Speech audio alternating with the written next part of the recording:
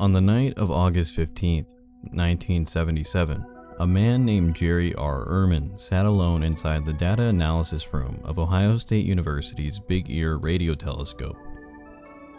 For years, Ehrman and a small team of volunteers had been working with the university's SETI program, the Search for Extraterrestrial Intelligence. Their mission was simple in theory, but monumental in purpose. Scan the skies for narrowband radio signals that could indicate intelligent life beyond Earth.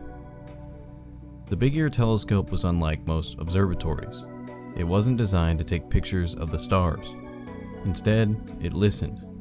It used two large, flat reflectors to capture faint radio waves from space, translating them into numerical data printed on long rolls of computer paper. Each column represented a specific frequency, and each row showed intensity over time. Day after day, reams of paper poured out, filled with endless streams of numbers and letters, mostly static, mostly nothing. But that August evening, buried in one of these columns, Ehrman found something extraordinary. Among the usual random data was a single sequence that stood out, 6EQUJ5.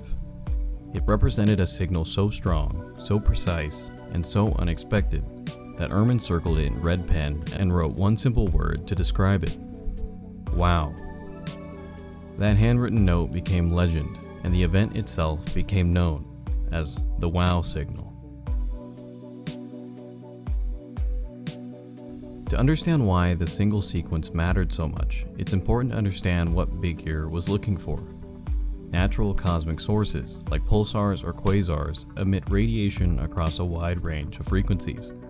But artificial transmitters, like those humans use for communication, emit narrow-band signals, focused on one specific frequency.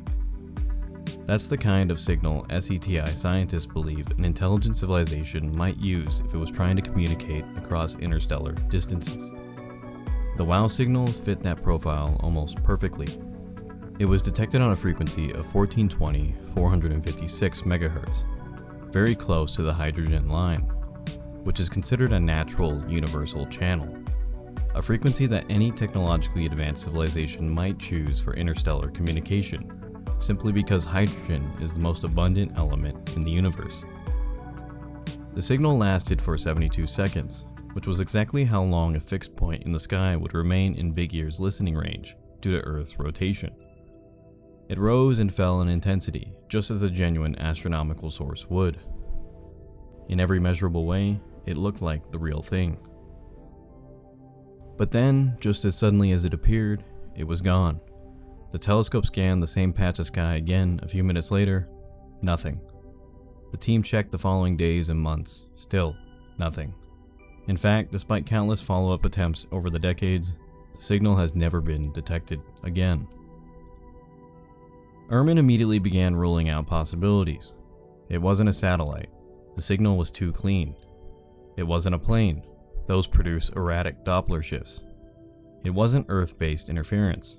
The Big Ear had two feed horns to detect signals from slightly different parts of the sky, and the signal was only picked up by one, meaning it came from a specific direction in space, not from Earth. The coordinates place it somewhere in the constellation Sagittarius, near a group of stars called Chi Sagittarii. But there's nothing remarkable in that region. No known planets, no nearby stars of note, just the faint backdrop of the Milky Way. The data pointed to something impossible to dismiss, but equally impossible to confirm. In the months that followed, Ehrman and other researchers rechecked the data repeatedly. They rolled out known planets, comets, and satellites. They even examined if Earth-based military signals could have been reflected off debris in orbit, but nothing fit. In a 1979 report, Ehrman wrote, "We should have seen it again if it was of astronomical origin." That's what made it so haunting, a perfect candidate for extraterrestrial intelligence, appearing once, never to be repeated. Over time, many theories emerged. In 2017, astronomer Antonio Paris proposed one of the most publicized alternative explanations. He suggested the signal may have come from a comet, specifically either 266P or 335P, both of which passed near the area of the sky where the signal was detected. Comets, he argued, emit hydrogen clouds that could, under the right conditions, produce radiation near the hydrogen line frequency.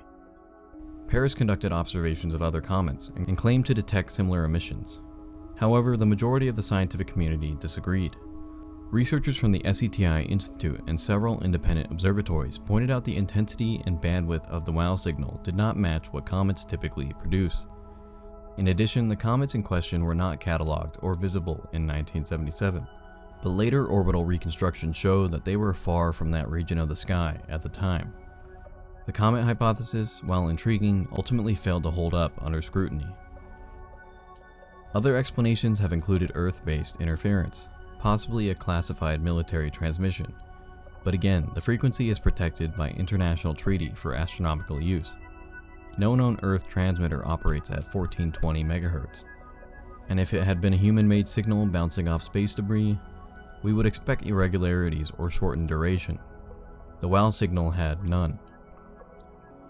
Some have pointed out that the frequency drift, or lack thereof, in the data might indicate an Earth-based origin, since a signal from space would exhibit Doppler shifting as the planet or spacecraft move relative to Earth.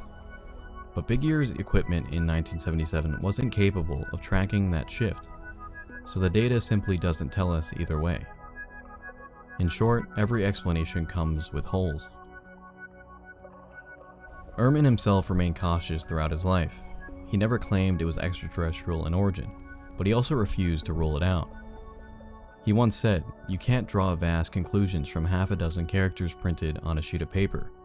But if you're asking whether I think we might not be alone, I'd say I'm hopeful." The WOW signal also represents something deeper about the way humans search for meaning in the cosmos. SETI's work is largely statistical. The odds are overwhelming that intelligent life exists somewhere, given the scale of the universe. But until that night in 1977, there had never been a single, concrete data point suggesting anyone else was out there. The WOW signal changed that, even if for a moment. It showed us that the evidence we seek might already exist, waiting for us to notice it. Decades later, new efforts have been made to revisit that region where the signal originated. The SETI Institute's Allen Telescope Array has scanned the coordinates repeatedly. Amateur astronomers and professionals alike have pointed their instruments towards Sagittarius. So far, nothing, not even the faintest repetition. Yet the mystery endures, largely because the signal fits the profile of what SETI researchers have said for decades a real extraterrestrial transmission might look like. Narrow band, non-repeating, consistent in strength, and right at the hydrogen line. There are no known natural phenomena that produce such signals under those exact conditions. Even now, more than 45 years later, no one has been able to reproduce or explain it definitively. The WOW signal has since become a kind of scientific ghost story. Not proof, but a possibility. A single line of code in a cosmic noise that reminds us how fragile and rare real discovery can be. For every false lead, for every misidentified radio burst or instrumental glitch, there's still that one event. One 72-second transmission that continues to defy every known explanation. In 2022, researchers used data from the European Space Agency's Gaia mission to identify a sun-like star called 2MASS, located about 1,800 light-years away, near the original WOW signal coordinates. It's purely speculative, but it fits the kind of star that could host habitable planets. For some astronomers, that's enough to keep listening. Because at its core, the WOW signal isn't just a scientific anomaly. It's a moment that captured humanity's attention. A whisper in the void that said, something is out there. And whether it came from another world or simply the edge of our own technological understanding, it remains the most tantalizing signal we've ever received. The Big Ear telescope itself was demolished in 1998 to make room for a golf course. The original data printout is all that remains. A few faded lines of text, and that red circle, drawn by hand, around 6 simple characters. A brief, perfect transmission that may never repeat, but one that continues to ask the same question that has driven us since we first laid eyes on the stars. Are we alone? Stay curious, and as always, thank you for watching.